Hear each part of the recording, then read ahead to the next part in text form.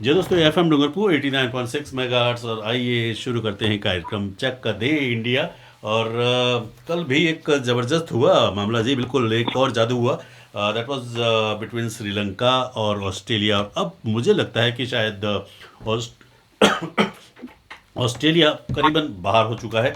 और साथ ही साथ आज हम बात करेंगे। हमारे साथ चार हमारे विशेषज्ञ जुड़े हैं हमेशा की तरह। दीपक जैन साहब अहमदाबाद से, वीरेंद्र सिंह जी बेड़सा डूंगरपुर से, भूपेंद्र सिंह जी चौहान डूंगरपुर से, और आलोक उपाध्याय मुंबई से हमारे साथ जुड़े हैं। तो आलोक जी, सबसे पहले तो हमारे एफएम डूंगरपुर में हम सब डूंगरपुर वासियों की ओर से आपका बहुत बहुत बधाई एवं शुभकामनाएं। सर, जी, थैंक यू सबसे सो पहले मच। मैं आलोक का थोड़ा सा इंट्रोडक्शन दे दूं।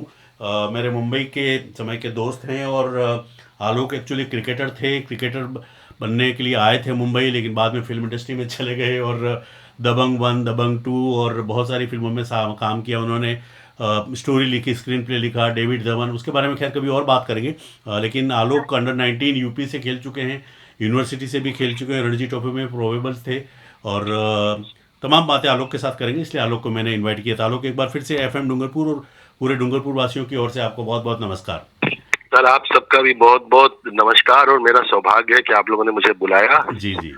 और इस अ, फीवर के बारे में बात करते हैं हम लोग। जी, थैंक यू आलोक। दीपक जी, सबसे पहले हमेशा ओपनिंग आप ही करते हैं हमारे प्रोग्राम में। कल जो कुछ जी। हुआ श्रीलंका और ऑस्ट्रेलिया के बीच में, क्या हो रहा है ऑस्ट्रेलिया के साथ, ऐसा क्यों हो रहा है, आप क्या समझते हैं? हालांकि शुरुआत नहीं, बहुत अच्छी उससे की थी ट्रेविस हेड ने और उन्होंने, मार्श ने। ट्रेविस हेड, मार्श और मैक्सवेल ने शुरुआत बहुत अच्छी की थी जी और उनका स्कोर भी 181 कोई खराब नहीं था। जी जी। लेकिन इस 181 को ये आराम से 210 तक ले जा सकते थे। हम्म लेकिन वो अंतिम 4 ओवर में, मतलब अंतिम 17, 18, 19, 20 में वो ज्यादा कुछ कर नहीं सके। हम्म और लंका ने उस समय बहुत अच्छी बॉलिंग की, हम्म। जबकि उनके पथिराना इंजर्ड हो गए थे। जी इसके बावजूद भी उनके स्पिनरों ने बहुत अच्छी बॉलिंग की जी और ऑस्ट्रेलिया को रोके रखा। जी। और तलवार तो लटक ही रही थी उनपे और हम्म लगता है तलवार टूट के गिर चुकी है इनके ऊपर। अब हम्म। बहुत ही मुश्किल है उनका आगे आना। जी, आपको लगता है कि अभी भी कुछ चांस है ऑस्ट्रेलिया के? मुझे तो नहीं लगता, लेकिन आपका वो क्या सोचना है? सैद्धांतिक जी सैद्धांतिक रूप से अपन कह रहे हैं कि चांस है, ये हो जाए, वो हो जाए, उसका ये हो जाए, जी लेकिन जी। ऐसा कुछ होने वाला नहीं है। आज हम्म। जिम्बाब्वे आयरलैंड को हरा देगी जी और जिम्बाब्वे और लंका उस ग्रुप से निकल जाएंगे। जी। वीरेंद्र सिंह जी, मैं आपको लूँ उसके पहले भूपेंद्र सिंह जी को मैं लेता हूँ, क्योंकि आज हमारे नए गेस्ट हैं भूपेंद्र सिंह जी। भूपेंद्र सिंह जी, किस तरह से वर्ल्ड कप को आप देख रहे हैं? क्या कुछ लग रहा है अभी तक जो वर्ल्ड कप हुआ, खास करके एक बार फिर से, हालांकि मैच परसों हो गया है, पुरानी कहानी हो गई है, फिर भी क्या कुछ कहना चाहेंगे कल के मैच में जो ऑस्ट्रेलिया और श्रीलंका के बीच हुआ? कल के मैच में मैं ये कहना चाहूंगा कि ऑस्ट्रेलिया ने शुरुआत बहुत अच्छी की थी, लेकिन बाद में उन्होंने जो कैमरून ग्रीन, टीम डेविड, जी मैक्सवेल जी अच्छे बल्लेबाज थे, लेकिन वो बल्लेबाजी नहीं कर पाए जैसी उनसे अपेक्षा थी जी जी और उनकी बॉलिंग थोड़ी कमजोर होने की वजह से जी ये मैच वो हारे हैं। जी वैसे उनके ये 220 रन के आसपास बनने चाहिए थे शुरुआत में जो प्रारंभ किया था उन्होंने, जी जी लेकिन नहीं बने। उस जी वजह से उनकी हार हुई है और अब वो शायद टूर्नामेंट से बाहर हो जी। सकता है। वीरेंद्र सिंह जी, पहले भी प्रोग्राम में मैंने आपको बताया था कि ऑस्ट्रेलिया पाकिस्तान के सामने क्लीन स्वीप हुआ, उसके बाद में लगातार अच्छा नहीं करे, खास करके वर्ल्ड कप में भी ये हुआ। आप क्या कहना चाहेंगे कल कल के वर्ल्ड कप में श्रीलंका के जो, खास करके जिसने सेंचुरी मारी, वो बैटिंग एक थोड़ा, हालांकि वो अपने खुद के देश में खेल रहे हैं तो उसका फर्क तो पड़ता ही है, लेकिन आपकी क्या राय है इस मैच को लेके? नमस्कार। एक तो मैं आलोक जी और भूपेंद्र सिंह जी मेरे साथी हैं, साथी क्रिकेटर, उन दोनों का स्वागत करता हूं मैं। जी और जैसा कि कल दीपक भाई ने कहा था कि ऑस्ट्रेलिया पर तलवार लटकी हुई है, जी। और मैंने भी ये कहा था कि कल वाला मैच चौंकाने वाला होगा जिससे। हम्म। और मैं इसी दृष्टिकोण से मैच को देख रहा था और वही हुआ। जी। एक्चुअली कल ऑस्ट्रेलिया ने शुरुआत तो बहुत अच्छी की थी। हम्म लगभग 8 ओवर में 100 के पार उनका स्कोर पहुंच गया था और उसके बाद ट्रेविस हेड के आउट हुए थे। हम्म और जब मिचेल मार्श आउट हुए हम्म तब तो वो 116 रन बना चुके थे लगभग 11वें ओवर में। हम्म मगर जैसे ही मैक्सवेल आउट हुए 16वें ओवर में 160 पे, हम्म तो बाद वाले जो 4 ओवर में जो एडवांटेज लेना चाहिए था वो बैट्समैन नहीं ले पाए। हम्म और ये स्कोर 20 रन जो हमने अनुमान जो लगाया था पहले 10 ओवर के आधार पर, उससे थोड़ा शॉर्ट रहा। जी। और बॉलिंग कल ऑस्ट्रेलिया की डेफिनेटली कमजोर रही। तो तारीफ करनी होगी श्रीलंका के बल्लेबाजों को, उन्होंने बहुत जबरदस्त बल्लेबाजी की। जी और जब मेरे बेटे के साथ में देख रहा था मैच, तो मैंने जी कहा लगा कि ऑस्ट्रेलिया बड़े स्कोर की तरफ जा रहा था। तब हर्षवर्धन ने बताया मुझे कि नहीं, ऑस्ट्रेलिया के श्रीलंका के स्पिनर्स आएंगे और ये स्कोर 200 के अंदर रहेगा जैसे यूं, जी और वही हुआ। जी और इनके स्पिनर ने बाद में अच्छा कंट्रोल किया उसको, जी और ऑस्ट्रेलिया के लगातार विकेट लेते रहे वजह से। जी। इससे पहले कि मैं आगे बढ़ूं, जिम्बाब्वे के जो कप्तान है सिकंदर रजा, उनका एक स्टेटमेंट है, ही सेड कि ऑस्ट्रेलिया को हराकर हम कभी हवा में नहीं उड़े, क्योंकि हम जानते हैं कि अगर अब चुके तो पुरानी जीतों का कोई मतलब नहीं रह जाएगा। हम अपना इतिहास खुद लिखना चाहते हैं और इस वर्ल्ड कप में पहले से कहीं आगे आना चाहता। अच्छा लगता है जब जिम्बाब्वे जैसी टीम, जो कि बहुत ही आपको याद होगा वीरेंद्र सिंह जी, रॉबिन सिंह और अजय जडेजा वो खेलते थे, तो काफ़ी कम्पिटिटिव मैचेस होते थे जिम्बाब्वे और भारत की टीम के बीच में। लेकिन बीच में कुछ चीज़ें ऐसी हुई जिसके कारण एंडी फ्लावर और बहुत बड़े बड़े खिलाड़ी नहीं रहे, लेकिन खैर वो कहानी अलग है। लेकिन आज हम जुड़ेंगे आलोक उपाध्याय जी के साथ। आलोक जी वैसे तो प्रयागराज के रहने वाले हैं, लेकिन पिछले कई सालों से, मैं जब मुंबई में था तब से फिल्म इंडस्ट्री में हैं। क्रिकेटर थे, लेकिन बन गए वो, चले गए फिल्म इंडस्ट्री में। आलोक, कैसे आए आप मुंबई, थोड़ा सा हमारे श्रोताओं को बताइए, और क्या कुछ कहना चाहेंगे आपके क्रिकेट कैरियर के बारे में। कुछ नहीं जी, इलाहाबाद में था और क्रिकेट वगैरह हम लोग खेलते थे। पहले तो मोहल्ले का खेलते थे जी और उन दिनों टेलीविजन इंदिरा जी की वजह से चारों तरफ फैल रहा था, जी तो हम लोगों ने दूरदर्शन पे वो हिलते हुए खिलाड़ी और ब्लैक एंड व्हाइट और थोड़े मैचेस जो आने लगे थे, जी जी तो पहली बार हमने क्रिकेटरों को देखना शुरू किया। जी तो हमें लगता था कि दुनिया में जो सक्सेस है वो गावस्कर, कपिल, विवियन रिचर्ड्स, यही लोग जिंदा है, बाकी लोगों का तो कोई वैल्यू नहीं है। जी जी तो हम भी अपने अगल बगल मोहल्ले में खेलने लगे। तो ये हुआ कि हम लोग की जो क्रिकेटिंग स्किल थी वो जी। डिपेंड करती थी कि कौन सा मैच हमने टीवी पे देखा है। जी जी कि विवियन रिचर्ड्स ने ऐसे स्टांस लिया तो हम भी वैसे खड़े हो गए, भले हम 0 पे आउट हो जाए लेकिन खड़े वैसे। जी मार्शल ऐसे तेज दौड़ लिए कि फिर हाफ गए बॉलिंग तक पहुंचने के पहले। जी लेकिन ये सब देख के फिर इलाहाबाद यूनिवर्सिटी में हो गया, फिर यूपी अंडर 19 के लिए भी हो गया।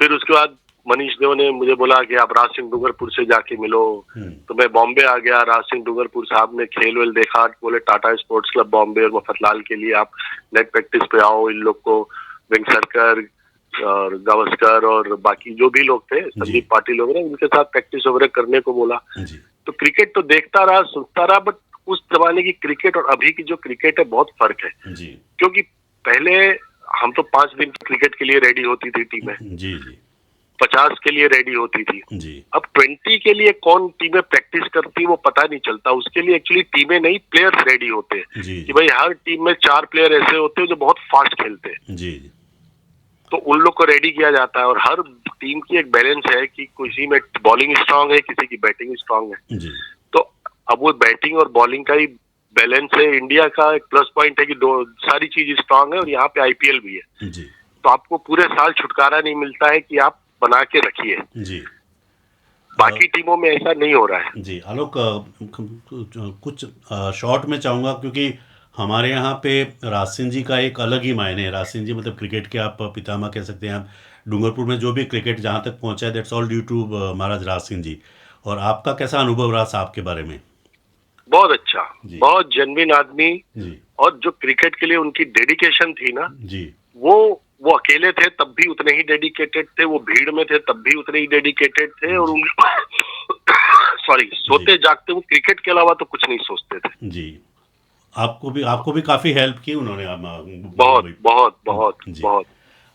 दीपक जी, एक बार फिर से जुड़ना चाहूँगा। आलोक, दीपक जी अपने ज़माने के बहुत ही अच्छे बैट्समैन और स्पिनर रह चुके हैं। वीरेंद्र सिंह जी बेड़सा, वीरेंद्र सिंह जी के जो फादर हैं, he played Ranji for Rajasthan. Alok, और दूसरे हमारे साथ जो गेस्ट हैं भूपेंद्र सिंह जी, काफ़ी फॉलो करते हैं क्रिकेट को। तो जी दीपक जी, एक बार फिर से आपका स्वागत है।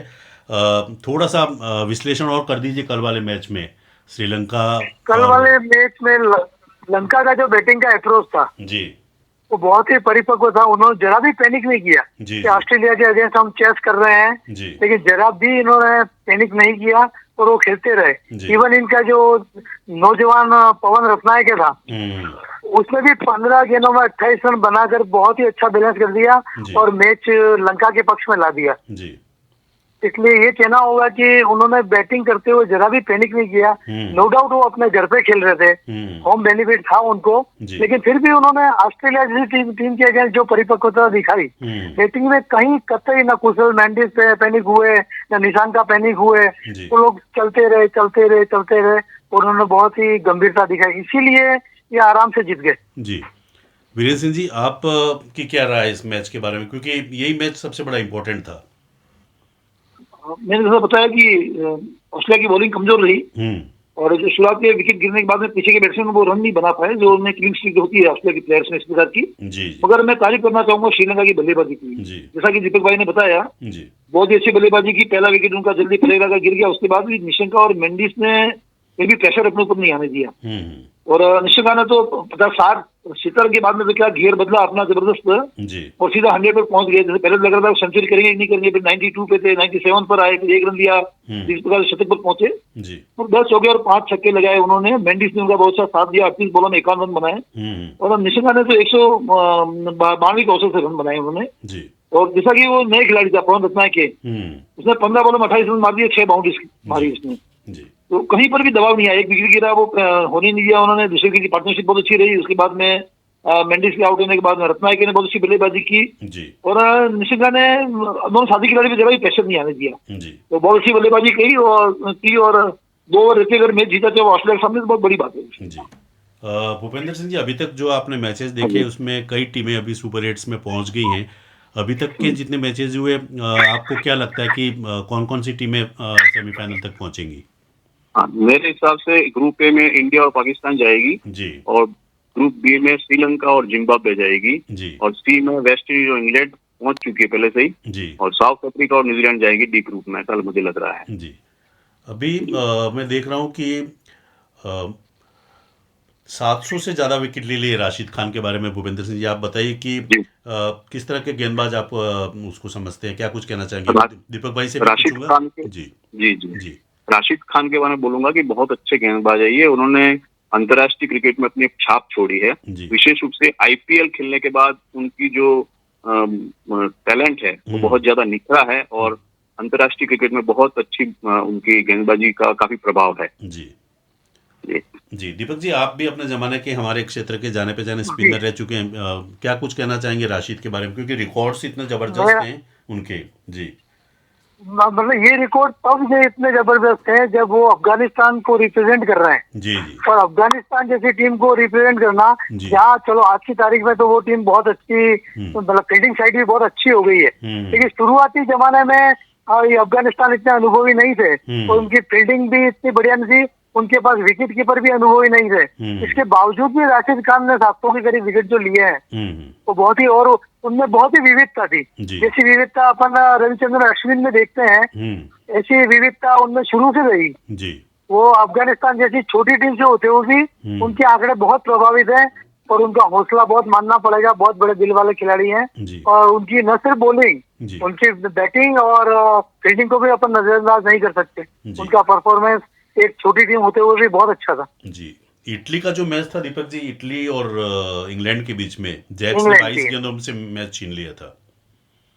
बरोबर है, लेकिन ये तो समझो कि इंग्लैंड ने मतलब टॉस जीत के पहले बैटिंग चुन ली। जी अगर इंग्लैंड ने फील्डिंग चुन ली होती, जैसा कि आजकल फैशन चल गया है, जी और अगर इंग्लैंड 178 पे आउट हो जाती जी तो इटली उलट फेर भी कर सकती थी। जी चेस करना मुश्किल होता है, लेकिन मेरा मानना है कि इटली ने जो 178 रन इंग्लैंड के अगेंस्ट बनाए वो बहुत ही मानना पड़ेगा, बहुत ही काबिल तारीफ है। जी और वो भी ओवरटर्न सैम करन और आर्चर जैसे बॉलर के अगेंस्ट जी इन्होंने 178 जो रन बनाए हैं वो वाकई काबिल तारीफ है। जी। और ये मैच में पूरा क्रेडिट देना होगा इटली को कि उन्होंने बहुत अच्छा खेल दिखाया है। जी। आलोक, आपसे जुड़ना चाहूँगा। हालांकि आप फिल्म इंडस्ट्री में तो काफ़ी बिजी रहते होंगे, आपकी स्टोरी राइटिंग और तमाम चीज़ों में, लेकिन उसके बावजूद भी जब आप मुंबई आए थे उस समय क्रिकेट में आलोक इतना पैसा नहीं था, और आज तो आप जानते हैं कि आईपीएल, T20 और तमाम चीज़ों, तो आपको कभी कभी ये लगता है कि यार अगर मैंने क्रिकेट ही कंटिन्यू किया होता तो कहानी कुछ और होती? हाँ, बट प्रॉब्लम ये थी कि पैसे की वजह से क्रिकेटर अगर बनना है या फिल्म लाइन में जाना है तो फिर आप गलत जगह काम कर रहे हैं। जी जी क्योंकि जब आदमी ऐसी फील्ड में आता है ना जो क्रिएटिव है या स्पोर्ट्स है, तो वहां पे पैसा सेकेंडरी माइंड में होता है। जी फर्स्ट जो होता है कि आपका जो टैलेंट है, आप जो कर सकते हैं उसको लोगों तक ले जाने का। जी जी तो पैसा तो फॉलो करता है। तो अगर किसी जमाने में पुराने क्रिकेटर को तो 500,000 मिला करते थे, फिर चीजें बदली, शायद गावस्कर साहब ने बड़ी लड़ाई की बीसीसीआई से तो पैसे बढ़े। फिर उसके बाद अब पैसे फॉलो कर रहे हैं, लेकिन उसके साथ आपका खेलने का अंदाज भी जी लोग अप्रिशिएट करते हैं। आपको कितना पैसा मिलना है वो आपका पर्सनल है, जी जी लेकिन जो परफॉर्मेंस है वो कंट्री पे इम्पैक्ट डालती है ना। जी तो आजकल का क्रिकेट तो जो 2020 है वो ऐसा लगता नहीं कि क्रिकेट बॉल से हो रहा है। जी जी जिस तरीके के शॉट, जिस तरीके की फील्डिंग या जिस तरीके का आपको स्टैंडर्ड देखने को मिल रहा है, ऐसा लगता है जैसे आप टेनिस बॉल से खेल रहे हो। जी जी क्योंकि पहले के जमाने में हम ऐसे शॉट सोच भी नहीं सकते थे अगर जी। 2020 नहीं होता तो, जी कि विकेट कीपर के पीछे से लोग स्वीप मार के ऊपर वो मार देंगे 6, या जिस तरीके से रिवर्स शॉट है वो पहले टेस्ट मैचों में कहाँ होता था। जी हाँ भूपेंद्र और सिंह जी। फील्डिंग जी हाँ बोलिए बोलिए आलोक जी। फील्डिंग एक अकेली चीज है जो हर जगह बहुत अच्छी हो गई है। जी। पहले हमारे टीम की फील्डिंग नहीं अच्छी हुआ करती थी, जी अब हम लोग बहुत करेक्ट है जी इस वक्त। भूपेंद्र सिंह जी, आपको क्या लगता है ये जो T20 और ये जो फॉर्मेट 3 आए हैं अलग अलग, और आप क्रिकेट को फॉलो करते हैं, जी। क्या कुछ कहना चाहेंगे? खास करके T20 के बाद क्रिकेट इतना फास्ट हो गया है, और हालांकि जो आपका ऐसी टेस्ट होता है वो टेस्ट मैच में ही होता है, तो इसके बारे में आप क्या कहना चाहेंगे?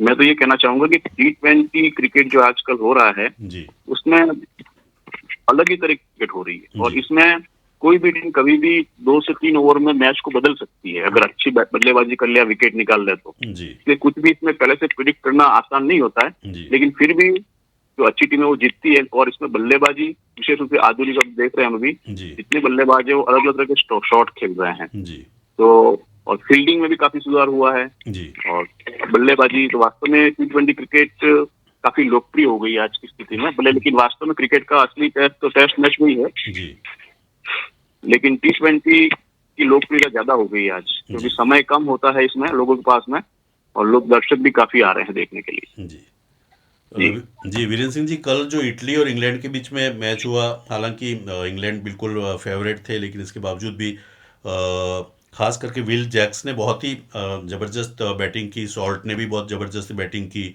और कुल मिला के इस बार इस मैच के बारे में आपकी क्या राय है? ये मैच बहुत अच्छा रहा और बहुत कम मार्जिन, जैसा कि हम पाकिस्तान से जीते उसके बजाय 24 रन की जीत थी। ये बड़ी जीत नहीं की जा सकती इंग्लैंड के लिए, पर मैं तारीफ करूंगा इटली की। जी इंग्लैंड की बॉलिंग लाइनअप के सामने 178 रन इटली जैसी टीम के लिए बनाना बहुत बड़ी बात मानता हूँ मैं इससे। जी और ये अच्छा परफॉर्मेंस है। उनके जो बेंजामिन थे उन्होंने 60 किया, स्टीवर्ट और एक मॉस्का जो था वो दोनों ने 40 के आसपास स्कोर किए, जैसे ये तो ये इनकी अच्छी बल्लेबाजी कही जा सकती है। जी जी एक मैं पढ़ रहा हूँ दीपक जी, इसका जी। जी जो हमारे इंडिया के खिलाड़ी हैं यान किशन, उनके लिए लिखाया गया कि कड़ी मेहनत और अनुशासन के दम पर गुमनामी से निकलकर मैदान पर छाया ईशान। क्या कुछ कहना चाहेंगे ईशान किशन के बारे में? नहीं, वो गुमनामी में जाने वाले थे, उनकी रास्ता भी उन्होंने वो विनोद कांबली जैसा पकड़ लिया था लगभग, लेकिन उन्होंने परिस्थिति को तुरंत भापा।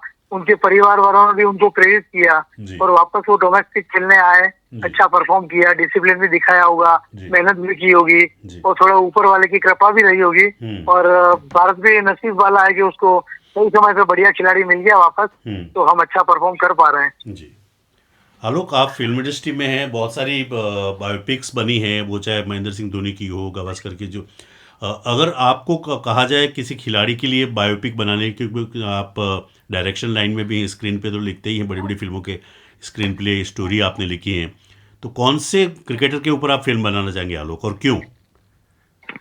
ऐसा बोल नहीं सकते किसी एक पे, क्योंकि हर किसी की अलग अलग स्ट्रगल है। कोई कहाँ से आता है, कोई कहाँ से आता है, किस किस जगहों से गुजरता है जी। तो वो लोगों का, अब मुझे तो जैसे बायोपिक अगर देखे तो कई लोगों की, सचिन तेंदुलकर की भी बायोपिक आई लेकिन इतनी चली नहीं थी जी। अजहरुद्दीन की भी नहीं चली थी जी। वो उस समय मोमेंट देखिए, हिट होना बायोपिक का और ये क्रिकेटर की असली दास्तान जी। वो दोनों बहुत टफ है, जी। क्योंकि हर आदमी की अपनी जिंदगी की स्ट्रगल को किस तरीके से स्क्रीन तक लाना है जी। और उसमें कितना सच कितना झूठ है पता भी नहीं होता ना। और कई बार फेवर भी होते हैं कि सेलेक्टर ने उनको फेवर कर दिया, फलाने ने कर दिया, एक बड़े खिलाड़ी। अब जैसे मुझे तो माइकल होल्डिंग की अगर बायोपिक बनाने को मिल जाए तो मैं तो बड़ा खुश हो जाऊँ। अच्छा अच्छा।